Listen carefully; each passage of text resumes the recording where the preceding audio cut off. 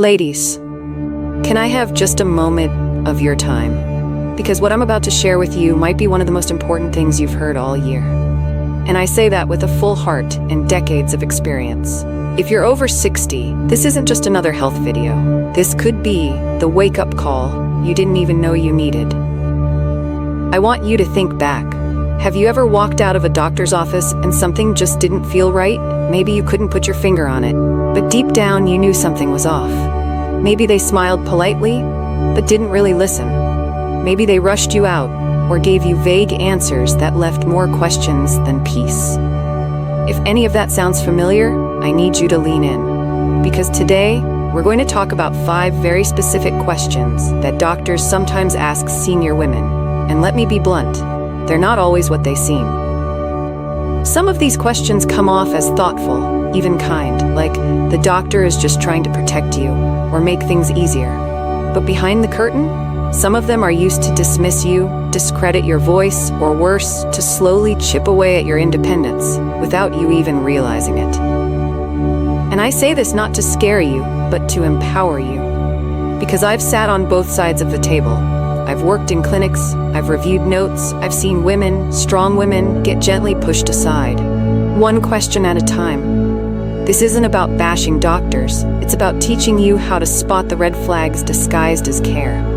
Because sometimes the most dangerous thing in the room isn't the diagnosis, it's the doubt they plant in you. Stick with me until the end, because question 5, it's the one that keeps me up at night, and it's the one I wish every older woman knew before walking into her next appointment. So, are you ready? Let's talk about the questions that no one warned you about, until now. Before we dive deep into this list, and trust me, it goes deep, I want to ask you something. Have you ever sat across from a doctor and felt uneasy? Not because of the diagnosis, but because of the way they spoke to you. Maybe they didn't meet your eyes, maybe they smiled too much while telling you too little, or maybe they asked you something that didn't sit right. A question that made you feel smaller, like your health, your life, your voice didn't matter as much anymore, just because of your age. If that's ever happened to you, I want you to pause for a second and share it below in the comments. Yes, your story matters here, and I promise you, you're not alone.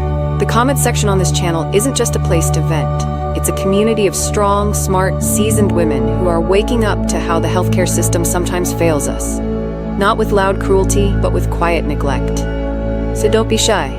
Share your experience, whether it was one sentence, one doctor, or one moment you'll never forget. Your voice could be the one that makes another woman feel seen. And if you haven't already, go ahead and tap that like button, subscribe, and turn on notifications. Not because I said so, but because the more engagement this video gets, the more likely it is to reach someone's mother, grandmother, or best friend who desperately needs to hear this message right now. Here at Life Stamina, we're not just about information, we're about empowerment. We're about giving mature women the tools, the language, and the support to advocate for themselves like never before. Because being over 60 doesn't mean being overlooked. It means you've lived through enough to finally stop tolerating nonsense, especially in the exam room. So, let's get into it. Let me take you to the first question I want you to listen for at your next appointment. It may sound gentle, it may sound protective, but don't let the softness fool you.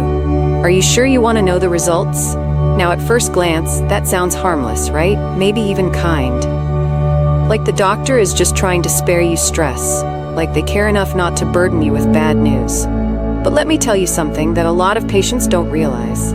That question is not always about you.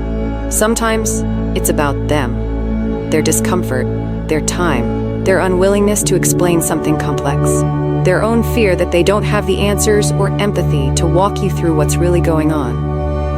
You see, sharing test results, especially ones that are confusing or hard to hear, takes time, patience, and compassion. It requires a doctor to slow down, sit with you, and answer your questions until you feel clear. But not every provider wants to do that, so instead, they wrap their avoidance in sugar. Are you sure you want to know the results? And just like that, you're being steered toward ignorance under the illusion of kindness. Let me tell you about Helen. Helen was 67 when she went in for some routine blood work. She'd been feeling more tired than usual, a little dizzy now and then. Her doctor called her in for a follow-up, sat down, smiled gently, and said, "Your labs came back, but really, do you want the full breakdown? Everything's probably fine." Helen, being polite, like so many women her age, said, "Well, not if it's nothing urgent." So the doctor gave her a reassuring nod and said, "Just keep taking your vitamins. We'll check again in 6 months." 6 months later, Helen ended up in the emergency room. She was severely anemic. Her iron was in the basement, and her platelets were dangerously low. That probably fine blood test, it was an early warning sign, one that should have triggered action. But instead, it got buried under a smile and a soft deflection. And by the time she landed in my care, her condition was no longer minor. We had to work hard to stabilize her and regain her trust in her own instincts. So let me say this to you, right now, with every ounce of clarity I can. You deserve to know what's happening in your body. Period. Not a watered-down version. Not a half story. Not a maybe later. When a doctor asks, "Are you sure you want to know?" Pause and respond with this: "Yes, I do want to know. It's my health, and I can handle the truth." Because it's not weakness to want answers, it's wisdom. And anyone who tries to keep you in the dark, no matter how kindly they say it, is not protecting you. They're protecting themselves. It's not kindness. It's a cop-out. And you deserve better. Now let's move to the second question. One that sounds like a soft suggestion, like the doctor is just being realistic. But under the surface, it's soaked in something more dangerous. Ageism. Do you really want to go through all that at your age? Let that sink in for a second. It usually comes right after you've asked about surgery, physical therapy, advanced scans, or maybe even a referral to a specialist. And instead of encouragement, instead of support, you get a sigh, a tilted head, and that question. Now don't get me wrong, age does affect how we approach care. That's normal. That's responsible. But what I'm talking about here isn't medical consideration. It's judgment disguised as advice.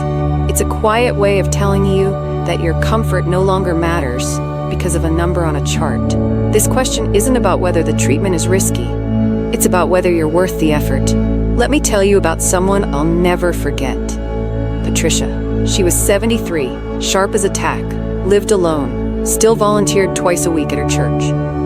She walked every morning, grew her own vegetables, and could hold a conversation about everything from classical music to world affairs without skipping a beat. But she had severe knee arthritis, and every step she took felt like grinding glass in her joints. So she did what most people would do. She went to see an orthopedic surgeon to ask about knee replacement. She didn't want to be an Olympic athlete.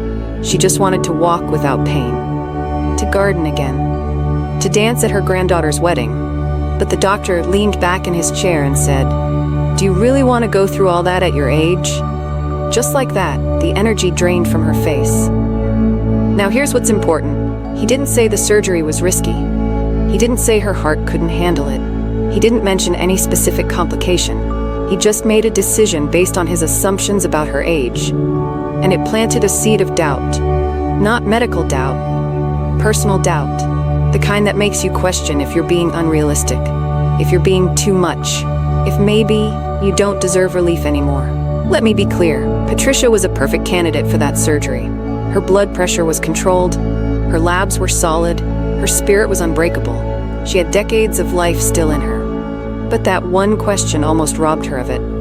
Thankfully, she came back to me, and together we found a different surgeon. One who looked at her entire picture, not just her birth date. She had the surgery, recovered beautifully, and now she's back on her feet, gardening, moving, living. So the next time someone asks you, "Do you really want to go through all that at your age?"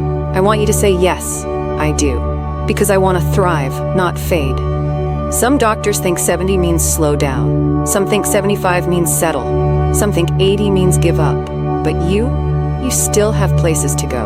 You still have meals to cook, people to laugh with, books to read, sunsets to chase. Your age does not define your desires, and it certainly doesn't limit your right to care. Now, let's talk about the third question. This one sounds wise, sounds spiritual even, but it's another subtle way of asking you to stop fighting.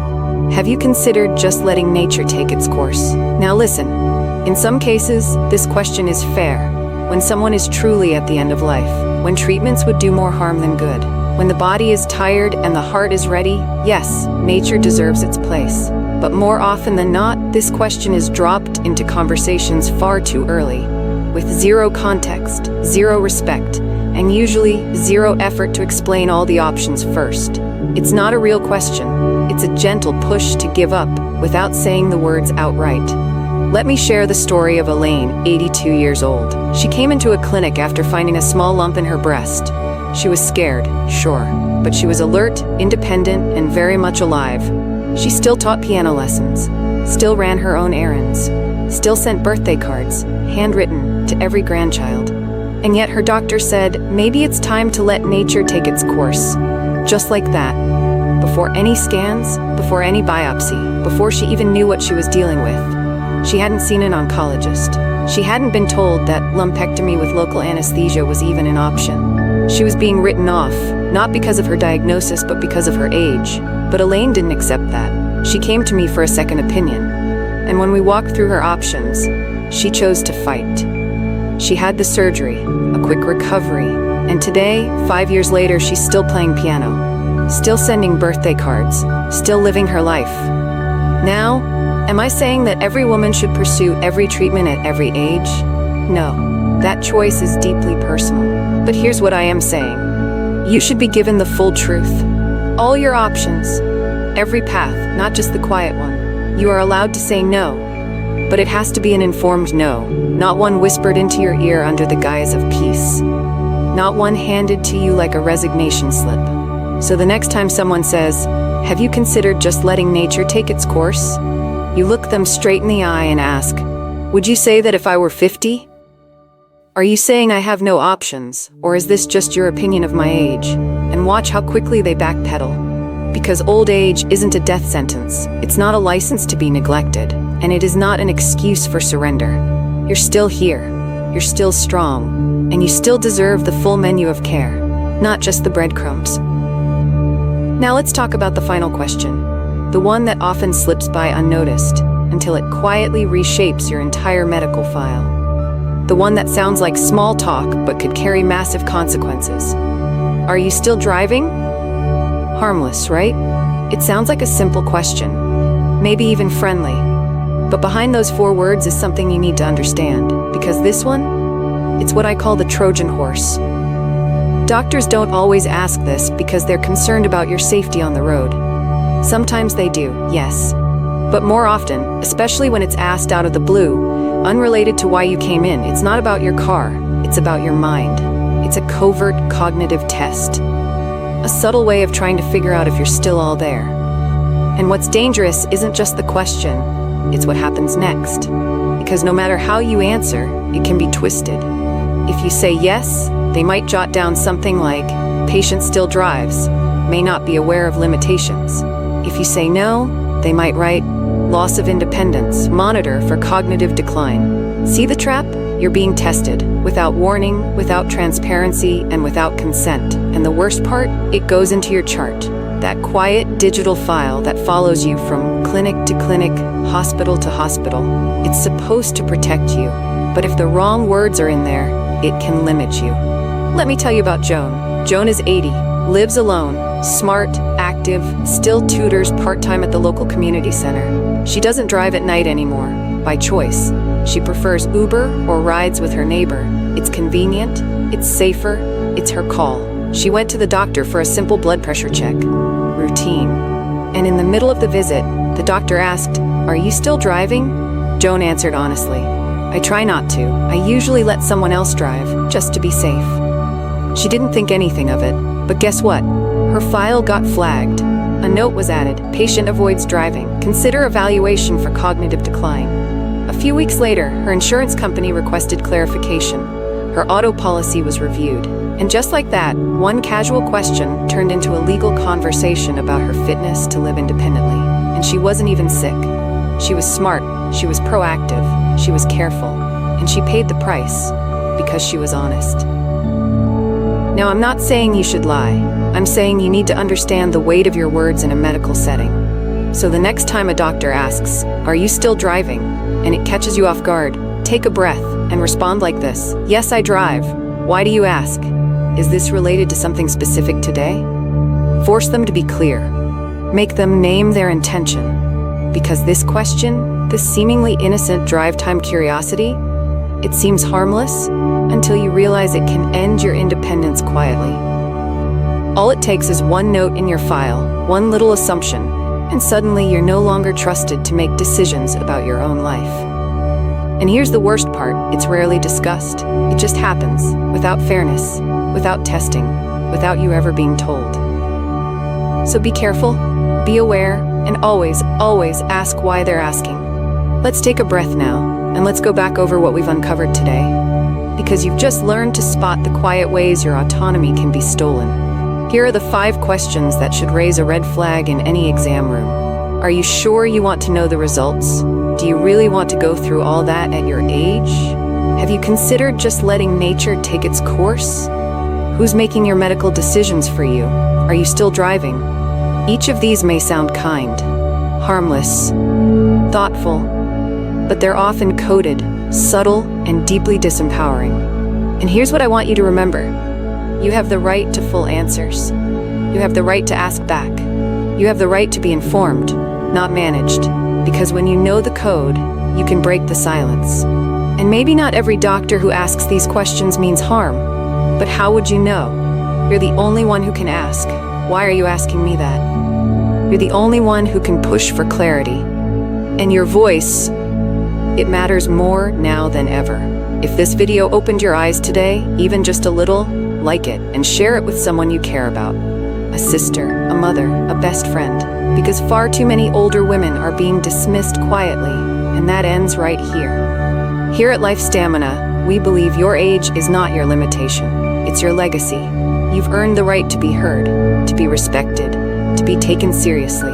So if you're tired of feeling overlooked, join us. Subscribe for more real talk, real protection, and real power from people who see you. Because you are not invisible. Not on my watch. Click here to watch my next video, 7 communication mistakes that sabotage older women's care and how to fix them. Let's keep learning. Let's stay strong. Let's protect each other. Together.